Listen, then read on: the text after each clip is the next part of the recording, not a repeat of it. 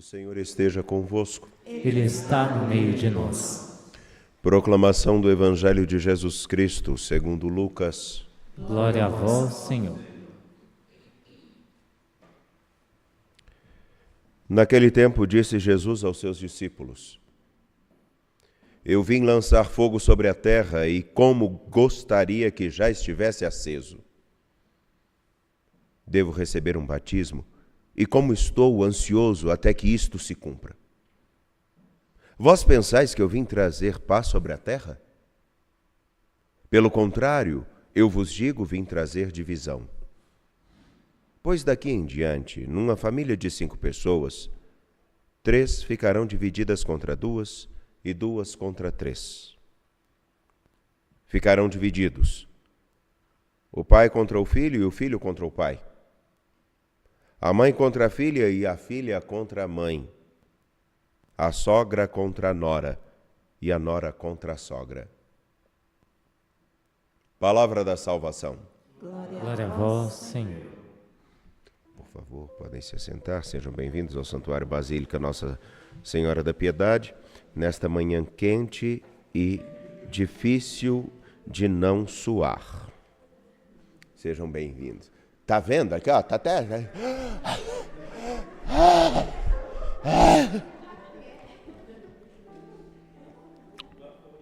Olha, eu vou parar de fazer essas brincadeiras no início das minhas homilias, porque o pessoal tá falando assim, o padre só fica fazendo carinha, mas não tem problema. Falaram do cabelo da Bárbara, falaram que a Yara canta mal, já falaram tanta coisa aqui da gente, então a gente não sabe o que é que faz. Já falaram até que o salmo tem que ser rezado, não tem que ser cantado. Eu falei, essa aí entende de liturgia. Mas tudo bem. A ironia é pouca, mas a sinceridade é muita. Quem tiver ouvidos, ouça. Caríssimos, outrora oferecestes vossos membros como escravos para servirem à impureza, e a sempre crescente desordem moral. Fala dura de Paulo, como um alerta. Afinal de contas, ele olha para a comunidade de romanos e para todos os cristãos como um todo e os lembra daquilo que podem ter vivido antes de se encontrarem com o nosso Senhor Jesus Cristo, abraçarem o Evangelho e fazerem uma avaliação do que realmente valeu a pena, longe de Cristo, a vida. Quais foram realmente os frutos significativos de sua história? Afinal de contas, entregues às paixões, e aqui as paixões e a desordem moral, não deve ser entendida somente como, infelizmente, nós somos levados a pensar, por causa da nossa formação extremamente jansenista nos primeiros períodos do cristianismo, onde nós preocupávamos tanto com o cunho sexual e nos esquecemos de que a moralidade está no modo com o qual nós vemos a conjuntura política, a conjuntura social, a conjuntura familiar, a conjuntura profissional, de tal maneira que o que eu faço realmente, aí eu vou me voltar um pouquinho a um filósofo que gosto, tudo que eu faço pode ser aplicado a todas as pessoas, inclusive contra mim, sem nenhum problema? Então, significativamente, seria o seguinte: eu posso sim pular a roleta de um ônibus, burlar as regras de pagamento de instituições e entidades e por aí vai, mas o dia que faltar para mim aquilo que o outro não pagou, está tudo bem. Então, se isso puder ser repetido, se todas as suas ações puderem ser repetidas, inclusive na sua relação com os outros, e você perder, se isso não te ferir em nada, não te incomodar em nada, então tudo bem, continue vivendo sua vida como você vive. Basicamente é isso. Ele apresenta a seguinte compreensão: a vida de vocês, antes, quando vocês fazem uma avaliação, antes de Jesus Cristo, o que foi que vocês realmente ganharam de significativo? Nós temos uma dificuldade de pensar nisso, sabe por quê? Porque nós crescemos num caminho onde todos nós nos achamos cristãos perfeitos. E como todo mundo é cristão, está tudo bem. E começamos a achar que aqueles que, numa cultura onde todo mundo supostamente seria cristão, todo mundo seria discípulo de Jesus Cristo, coisa que não é. Nós então não conseguimos fazer essa avaliação. Porque aonde tudo é comum, o que destoa é o que sai da ordem. Exemplo. Ora, num país onde os corais de Porto Seguro foram um motivo para se receber recursos da coroa portuguesa para construir uma coisa que impedisse a maré de ser tão agressiva à Baía de Porto Seguro, os corais já existiam. E aonde nós vemos empresas, não vou citar o nome, que colocam valores referentes a indenizações como recursos que deveriam ser descontados do imposto de renda, onde o malemolejo de tantos justifica, inclusive, o roubo de aposentados. Quando nós vemos alguém que vive coerentemente, nós achamos que essa pessoa realmente é um diferencial. Entretanto, nós somos um país onde todo mundo se diz cristão praticamente. E aí não conseguimos fazer uma avaliação de fato. O que Paulo está dizendo é: se vocês realmente abraçaram a Jesus Cristo e entenderam o que significa viver com Ele, assumir a vida dEle, a palavra dEle, vocês se pautaram por aquilo que é correto e de tal maneira, aquilo que vocês não querem que se repita com vocês, vocês não fazem com os outros. De tal maneira que agora vocês param para avaliar a vida presente. Tudo que for feito, vale a pena, vou mudar a pergunta, vale a pena conquistar qualquer coisa a qualquer preço e de qualquer modo? Então, meus caros, é isso que Paulo está falando. Olhem para trás. Olhem para trás. O que vocês conseguiram antes de se encontrarem, pautarem-se por Cristo, valeu a pena? A pergunta retórica exige uma resposta interna e também retórica: não, para quem realmente se encontrou com Jesus Cristo. Não pelo formalismo moral e do comum que a gente fala todo dia, porque é muito difícil você achar alguém que tenha a coragem de dizer assim: teve um momento em que eu quis pegar aquela pessoa e realmente quebrar o pescoço dela. Mesmo que ele fosse meu filho. Mas a senhora nunca teve esse problema. Não é verdade? Ninguém nunca quis pegar uma criancinha e falar: tão bonitinha.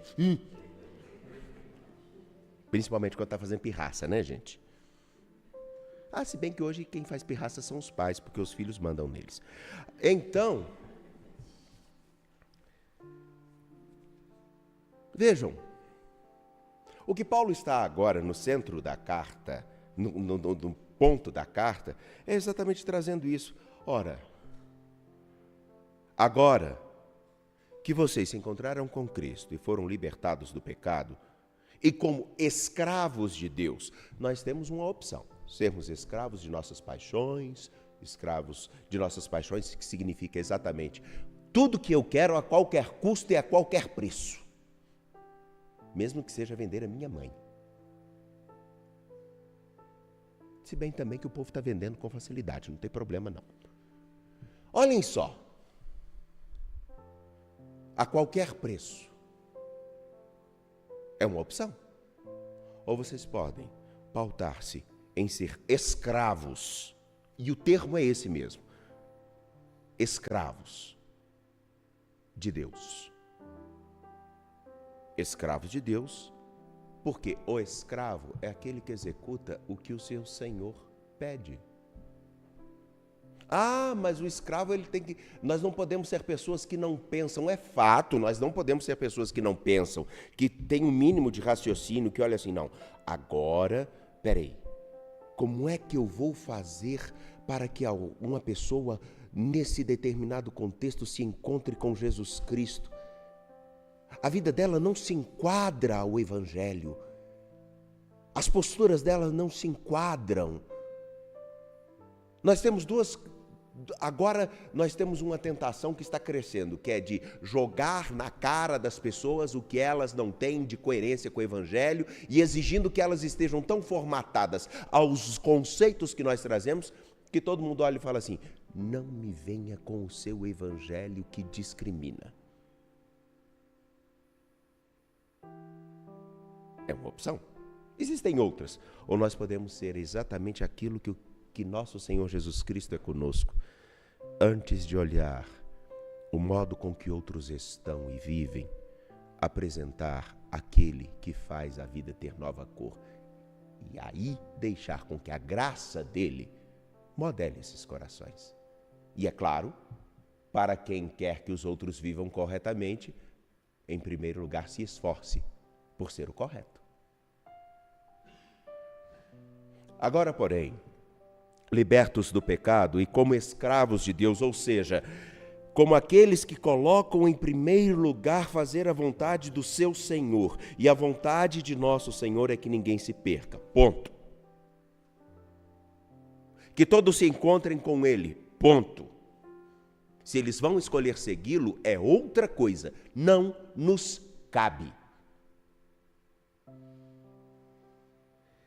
E como escravos de Deus, frutificais para a santidade até a vida eterna, que é a meta final. Ou seja, traduzindo, que todos os dias, a cada minuto, vocês possam mostrar a bondade, a presença, aquilo que seria santidade de Deus em vocês, todos os dias, até quando vossos corpos pararem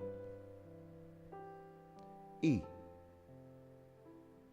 com Deus permanecerem na eternidade. Mas enquanto isso não acontece, tem muito trabalho a ser feito. E é exatamente por isso que nós temos em Lucas capítulo 12, versículos 49 a 53, um dito de contradição em que boa parte das pessoas fica assim um tanto quanto arrepiada. Como é que Jesus vem trazer divisão? Está na moda, e sempre foi moda, principalmente depois da década de 90. Não, Deus é amor, Deus quer todos, Deus quer a paz com todos. Nosso Senhor veio trazer a paz, nosso Senhor veio trazer a consolação, nosso Senhor. Jesus é amor.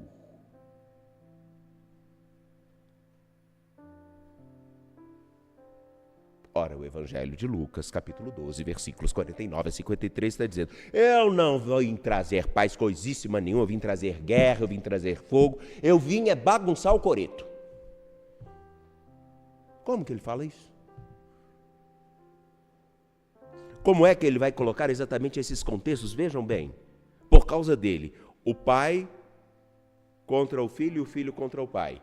Na cultura judaica, isso significa duas figuras primordiais que deveriam andar unidas. A mãe contra a filha e a filha contra a mãe, também duas que deveriam andar unidas. No tempo presente, eu acho que Jesus errou só o tempo. A nora contra a sogra e a sogra contra a nora? Ou o genro contra a sogra e a sogra contra o genro? Isso eu nunca vi acontecendo.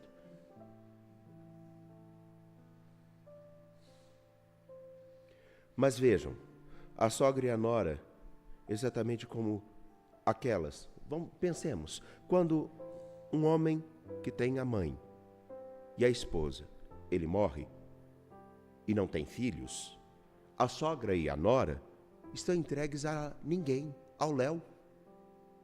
Na cultura judaica, se uma mulher viúva não valia nada, imagine duas juntas. Quer dizer, a minha palavra vai fazer com que haja uma divisão, inclusive entre aqueles que são até mesmo os mais desamparados. Por quê? Porque a palavra de nosso Senhor Jesus Cristo não é aquela que, no tempo presente, busca simplesmente deixar-nos confortáveis. é a palavra que nos inquieta ao ponto de agora fazermos essa pergunta. Como Paulo apresenta, o que vocês realmente colheram de significativo quando desviaram a vida e o olhar da vontade de Deus? Olhemos basicamente para aquilo que o nosso passado possa trazer de incoerências. Quando nós fomos incoerentes com pessoas, usamos de pessoas para todo e qualquer motivo, como é que fica a nossa consciência quando olhamos para essas pessoas? Quando fomos injustos, inadequados, agressivos, mentirosos, corruptos, prejudicamos aos outros. Se nós olhamos para o nosso passado e encontramos alguma coisa que nos constrange, então, tomando a consciência de que aquilo não é correto, procurarei viver o que é correto, e não há nada mais difícil do que conviver com uma pessoa que aponta o caminho correto. Basta ver nas repartições públicas, basta ver dentro de uma empresa. Eu vou dizer uma coisa para vocês. Agora, me permitam sair da condição de padre aqui só um minuto e ir para uma questão de quem tem que gerir. Vocês não conseguem imaginar como é difícil você colocar um processo adequado que faz pessoas que usufruem de benefícios que não lhes são direito, e o quanto que essas pessoas ficam irritadíssimas e o que elas são capazes de fazer. Grupos se fecham para acobertar erros de outros.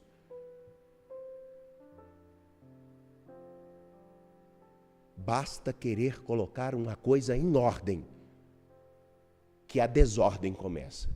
O problema é que tem gente que é topetuda. Caríssimos, esse é o contexto que Jesus está apresentando. A minha palavra não veio para trazer paz. A minha palavra veio para apresentar o caminho que é correto. E naquilo que é correto, quem quer caminhar na incoerência e na adequação ao que é certo, vai fazer barulho. Seja filho, seja irmão, seja cunhado. Eu só tenho um, eu não posso falar mal dele. E seja sogra ou nora. Ou vocês nunca viram isso acontecer em casa? Lembremos só de uma coisa. Quando alguém... Eu tenho uma cena na minha cabeça, e aqui eu finalizo, porque senão vai ficar... Eu tenho uma cena na minha cabeça. Um homem dividiu a sua herança com todos os filhos. Em vida. Todos. O que cada um precisava. Quando ele morre, 2, que não eram filhos, cogitaram inclusive de questionar a divisão da herança. Herança só serve para isso.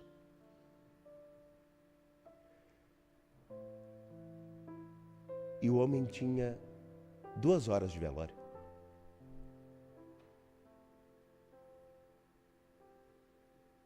Duas horas de velório.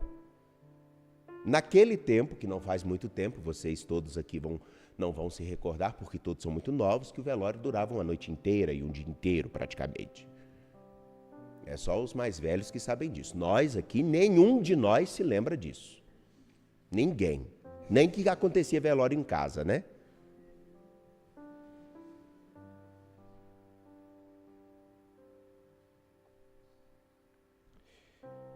Essa é a ponta do iceberg. Por que eu trouxe esse exemplo? É simples. Quando o correto está posto e alguém quer tirar vantagem, sempre gera incômodos. Agora, olhemos para trás, para a nossa vida e pensemos, será que nos momentos em que realmente eu me esqueci do Evangelho, e se é que eu dei atenção ao Evangelho, será que tudo que foi conseguido a qualquer custo e de qualquer modo valeu a pena?